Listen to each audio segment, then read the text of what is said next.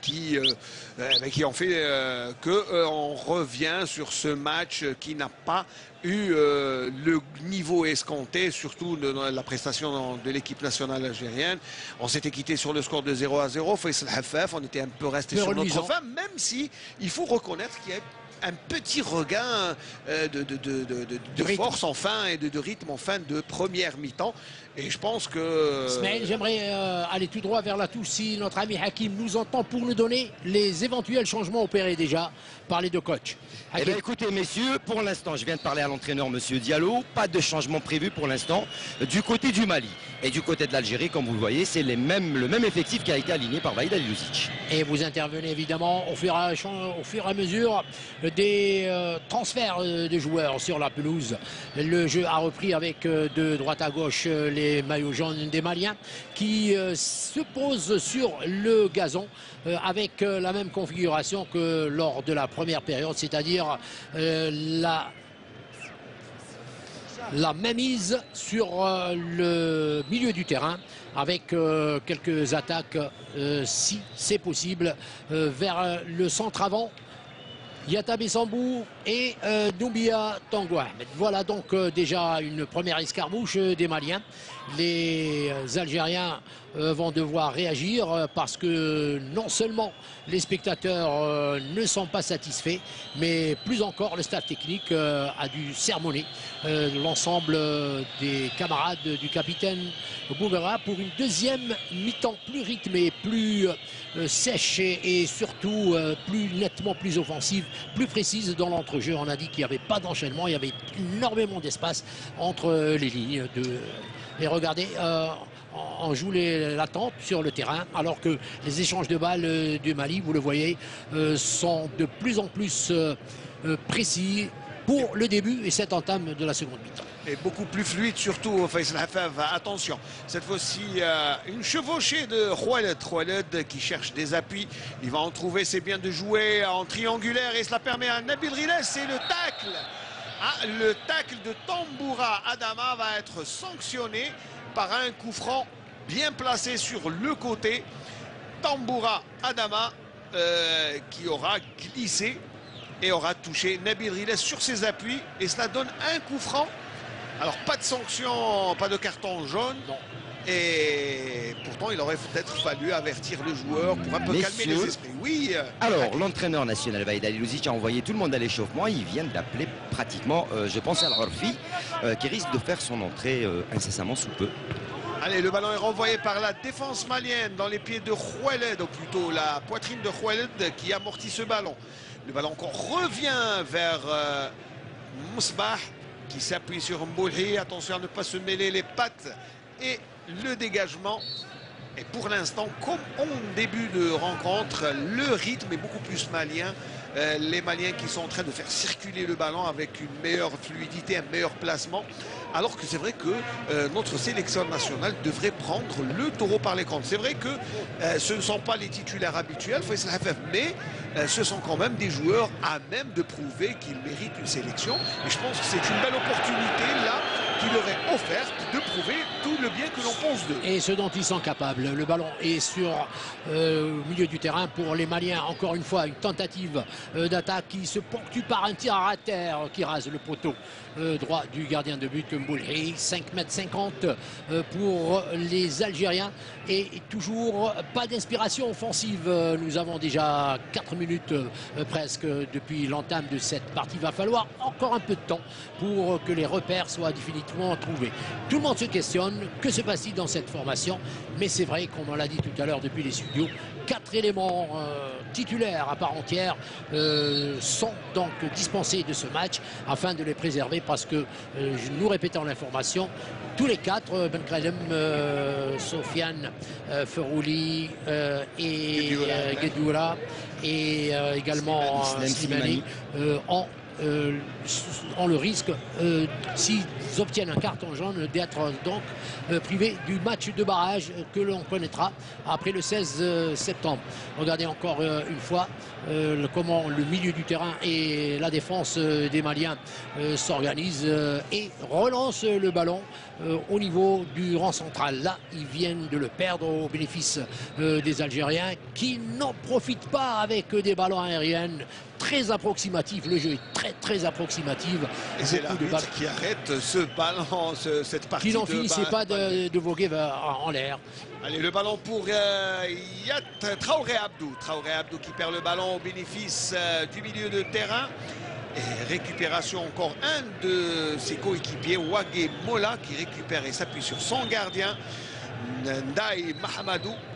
Et les Maliens qui font circuler le ballon, on dirait que les Algériens refusent un peu le jeu en laissant l'initiative. Alors ce qui est un peu une erreur de la part des camarades de Taider qui devraient prendre les initiatives et donner le rythme à ce match. Attention à Khoueled qui doit faire également beaucoup plus d'efforts sur son côté droit et aider un peu parce que on a vu, c'est vrai que nos latéraux, Khoueled ou Moussbah, ne prennent pas de risques et ce n'est pas lourd. Ne donne pas de rythme et ne donne pas de solution au milieu de terrain et de soutien. Et c'est vrai que le football moderne, ce sont les arrières qui peuvent marquer aussi. On le voit souvent. Allez, Bouguera pour attention, un ballon en profondeur. Ça va être le but. S'il est bien travaillé. Et c'est le but.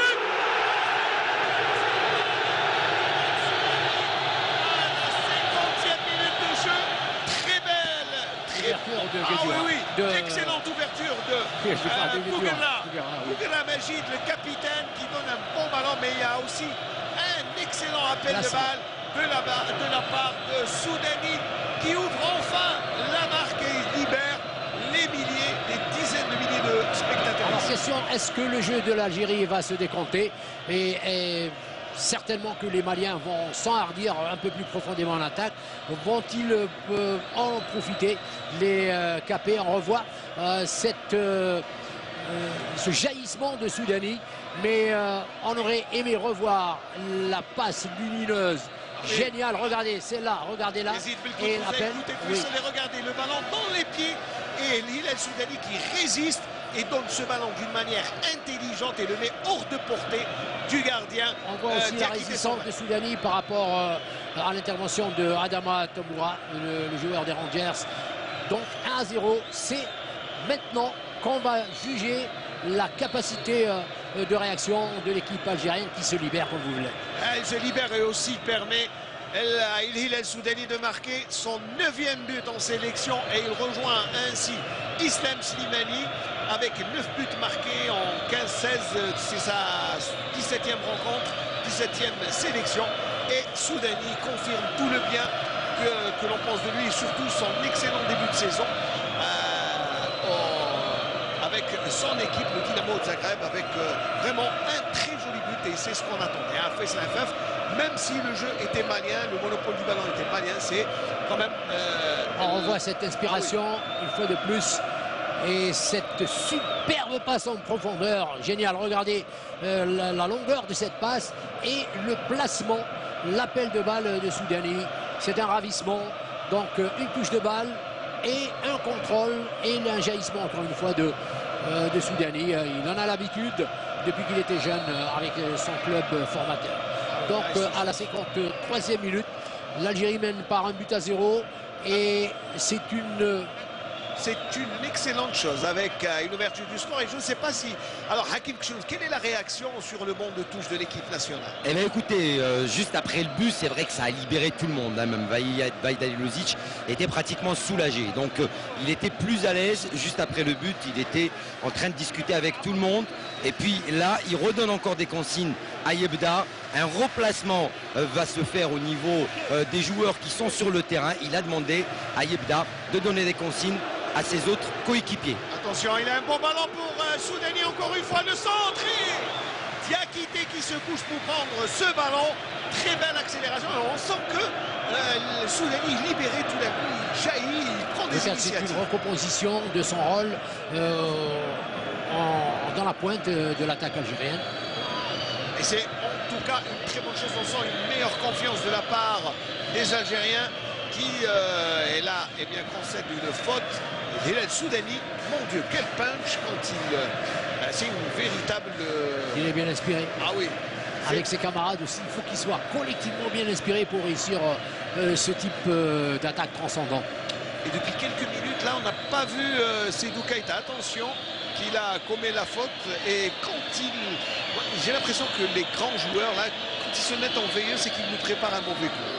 Je ne sais pas, Faisal, j'espère que je me trompe, mais je touche du bois. En attendant, Majid Bouguela, pour une autre inspiration peut-être, il dégage le ballon loin devant. Avec Hilal Soudani, le ballon était sorti. Et c'est M. Vinga qui a levé le drapeau. Alors que l'on revoit, ah oui, position de hors-jeu de Seydou Keita, ce qui explique le coup de sifflet de l'arbitre gabonais. Et le gardien Diakité Soumaïla, le gardien du Stade Malien, fait circuler le ballon avec Silla et Akouba. Pour l'instant, comme au début, comme en première mi-temps, eh bien, le monopole est malien, mais sans grande efficacité. Il y a une petite stérilité offensive. On va dire que c'est tant mieux pour nous. En profondeur. Et ça sera un corner. Un corner. Enchaînement en corner sur ce ballon. Non, pardon, Faisal Hafef, mais il y a une position de hors-jeu qu'a sifflé l'arbitre de la rencontre. Au dépend de Traoré Abdou. Et il y avait bel et bien une position de hors-jeu. Et ça sera une belle occasion pour Boulri de faire circuler le ballon. Alors peut-être, quand on a vu, quand les Algériens posent le ballon et le mettent en profondeur, ça donne but. Eh bien, j'espère que ça va inspirer les milieux de terrain et surtout ne pas donner de ballons qui font le plaisir des défenseurs maliens, mais plutôt les mettre en difficulté avec ces ballons à ras de terre.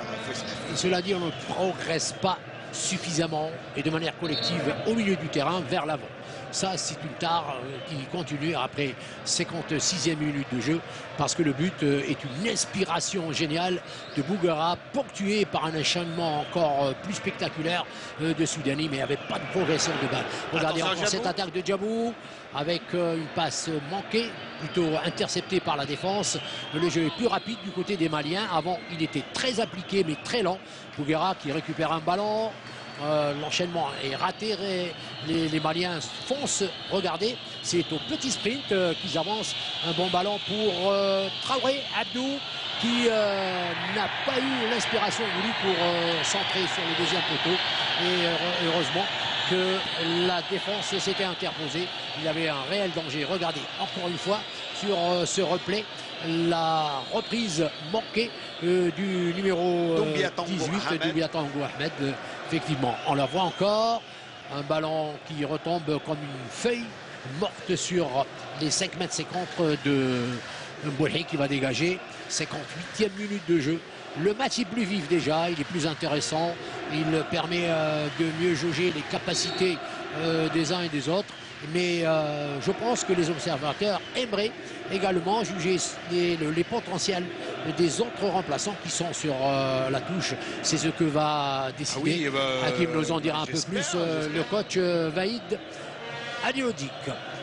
Pour l'instant, eh bien, moi j'aimerais bien voir, c'est vrai qu'on a des joueurs de grande réputation comme Belfodil qui est sur le banc ou d'autres joueurs qui aimeraient rentrer. Amin Karoui qui est un excellent récupérateur et passeur aussi. Attention, il y a un danger avec ce petit diable à gauche de Traoré Abdou, le joueur de Bordeaux. Il est âgé de 25 ans, il anime maintenant un peu mieux qu'en première mi-temps le fond de son attaque et la force de frappe pourrait venir de lui comme du numéro 14 qui est toujours sur le terrain. Il y a Tabaré Sambou, le partenaire à Olympiakos de l'Algérie. Une action qui vient de faire sursauter Vaïd Alioudi de son siège, messieurs. C'est vrai qu'il ne faut pas laisser Traoré, regardez ce qu'il fait, crochet et puis l'accélération et il tire dans le petit filet.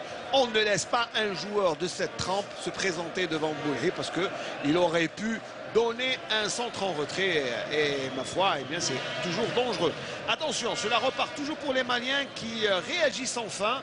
on va dire, et qui veulent revenir à hauteur de l'équipe nationale qui, je vous le rappelle, mène au score par l'intermédiaire de Regardez la Soudani. vivacité maintenant. Et les Maliens qui accélèrent avec Doumbia Tango. Et le ballon sera posé pour Koulibaly Idrissa. On revoit la faute sur... Attention à la Tabaré sur le côté gauche qui était sollicité. Mais pour l'instant, eh bien... Alors, la course de Riles, le ballon était sorti malheureusement. Et il a fait l'effort, Nabil Riles.